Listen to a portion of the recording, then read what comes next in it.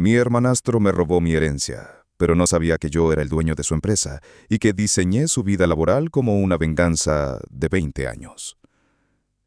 Hay personas que nacen con la creencia de que el mundo les debe todo, que la vida es un buffet del que pueden servirse lo que quieran sin pagar la cuenta. Son los que hablan más alto, los que se jactan de sus logros y viven en un constante brillo superficial. Y luego estamos otros, los que aprendimos a construir en silencio, con el peso de la paciencia y un plan que nadie ve venir. Yo soy de los segundos. Mi nombre es Adrián Fuentes, tengo 39 años, y mi historia no es solo una simple venganza. Es el relato de cómo recuperé lo que me fue arrebatado, no con dinero, sino con el control total sobre la vida de mi enemigo. Durante 2 décadas, levanté un emporio tecnológico sin que mi nombre, Adrián Fuentes, figurase en ninguna parte. Opero bajo una red de empresas fantasmas y directivos de confianza. Mis empresas desarrollan soluciones que, probablemente, usas a diario sin saberlo. Los sistemas de reservación hotelera, que gestionan las cadenas más grandes del mundo, plataformas para hospitales privados que administran millones de historiales médicos y la automatización que mantiene a flote oficinas corporativas en más de 20 países. No me interesa la fama. No tengo redes sociales ni he dado una sola entrevista. No me he tomado una foto con un CEO. Lo mío no es brillar. Es controlar. Y lo que te voy a contar es cómo usé ese control para destruir, lenta y metódicamente, la vida de la persona que intentó destruirme primero. Mi historia, como la mayoría de las historias de Reddit, tiene un villano. Y ese villano es mi hermanastro. Mi padre murió hace 2 años, pero la traición comenzó mucho antes, cuando mi madre falleció cuando yo tenía 10. Recuerdo a mi madre con una sonrisa. Ella me enseñó el amor por la lectura, el valor del trabajo manual y una pequeña herencia, un fondo de estudios que mi padre juró proteger. Después, él se volvió a casar con una mujer que, desde el primer día, me vio como una amenaza. Ella tenía su propio hijo, Carlos, un chico consentido que no soportaba la idea de compartir nada conmigo. Recuerdo cómo mi madrastra quemó el único retrato que tenía de mi madre y cómo mi padre, en lugar de defenderme, me envió a un internado en Europa, lejos de todo y de todos. Mientras Carlos crecía con todos los lujos y el cariño de mi padre, yo crecía en el frío de un internado, con un juramento silencioso. Construiré algo tan grande que jamás nadie volverá a tener el poder de borrarme. Y lo cumplí. Fui conserje, traductor, y por las noches, en una vieja computadora del internado aprendí a programar. Mi primer gran proyecto fue un software para rastrear barcos en alta mar, una idea que nació de mi necesidad de saber dónde estaba todo el tiempo. Lo vendí por una fortuna, insistiendo en una cláusula de confidencialidad y una red de empresas fantasmas. Nadie supo nunca quién era el verdadero genio detrás de la idea. Hace 2 años, en el funeral de mi padre, el notario de la familia me dio una noticia que lo cambió todo. Mi padre, arrepentido, me había dejado una herencia importante, una herencia que ya no estaba, porque Carlos y mi madrastra la habían administrado y gastado, sin antes falsificar mi firma. Fue ahí, en ese momento, cuando entendí que mi venganza no solo sería una opción, sino una obligación.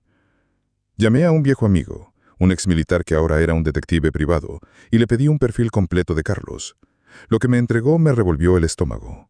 Carlos había fundido la herencia en un pozo de excesos, millones en casinos de alta gama, apuestas ilegales, prostitutas, relojes de lujo, y lo peor, deudas con personas muy peligrosas.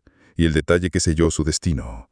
Trabajaba como ejecutivo estrella en una empresa llamada Omega Corp, la cual por un giro del destino estaba en proceso de ser adquirida por una de mis empresas fantasmas. El juego acababa de comenzar, y yo no iba a perder. El eco de mi pasado resuena como una campana agrietada. Mi padre murió hace 2 años, un evento que cerró un capítulo que en realidad se había terminado mucho antes. No éramos cercanos. Nuestra distancia se cimentó el día en que mi madre falleció, cuando yo tenía 10. Recuerdo a mi madre con una sonrisa. Ella me enseñó el amor por la lectura, el valor del trabajo manual y una pequeña herencia, un fondo de estudios que mi padre juró proteger. Después, él se volvió a casar con una mujer que, desde el primer día, me vio como una amenaza. Ella tenía a su propio hijo, Carlos, un chico consentido que no soportaba la idea de compartir nada conmigo. Recuerdo cómo mi madrastra quemó el único retrato que tenía de mi madre y cómo mi padre, en lugar de defenderme, me envió a un internado en Europa, lejos de todo y de todos. Mientras Carlos crecía con todos los lujos y el cariño de mi padre, yo crecía en el frío de un internado con un juramento silencioso. Construiré algo tan grande que jamás nadie volverá a tener el poder de borrarme. Y lo cumplí. Fui conserje, traductor, y por las noches, en una vieja computadora del internado aprendí a programar. Mi primer gran proyecto fue un software para rastrear barcos en alta mar, una idea que nació de mi necesidad de saber dónde estaba todo el tiempo. Lo vendí por una fortuna, insistiendo en una cláusula de confidencialidad y una red de empresas fantasmas. Nadie supo nunca quién era el verdadero genio detrás de la idea. Fui al funeral de mi padre, pero no por el luto, sino por una curiosidad que llevaba 26 años conmigo. Ahí me encontré al notario, un hombre de bigote canoso y mirada cansada, que me tomó aparte.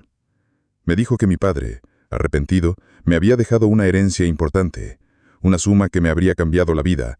Era la forma de compensarme, de pedir perdón. Y luego, con un suspiro pesado, me dijo que ya no estaba. Carlos la había administrado y gastado, sin antes falsificar firmas y documentos. El notario me confesó que él había intentado detenerlos, pero que el poder de mi madrastra era demasiado grande. Me dio un USB con toda la documentación. No lloré, no grité, pero sentí que mi sangre se helaba. No solo me habían robado mi dinero, sino el último vestigio de mi madre, la única conexión real que tenía con la familia. La rabia, que hasta entonces había sido un zumbido sordo en mi pecho, se convirtió en una voz clara y fría que me pedía actuar. Llamé a mi viejo amigo, Julián, un exmilitar que ahora era un detective privado, y le pedí un perfil completo de Carlos. Lo que me entregó me revolvió el estómago. Carlos habían fundido la herencia en un pozo de excesos, millones en casinos de alta gama, apuestas ilegales, prostitutas, relojes de lujo y, lo peor de todo, una serie de estafas con criptomonedas que lo dejaron con deudas a un grupo de personas muy peligrosas. Y el detalle que selló su destino: trabajaba como ejecutivo estrella en una empresa llamada Omega Corp, la cual, por un giro del destino, estaba en proceso de ser adquirida por una de mis empresas fantasmas. La había comprado no por coincidencia, sino porque la vi como una pieza más en mi tablero. Carlos, sin saberlo, se había convertido en una pieza en mi juego. Decidí que él pagaría a mi manera.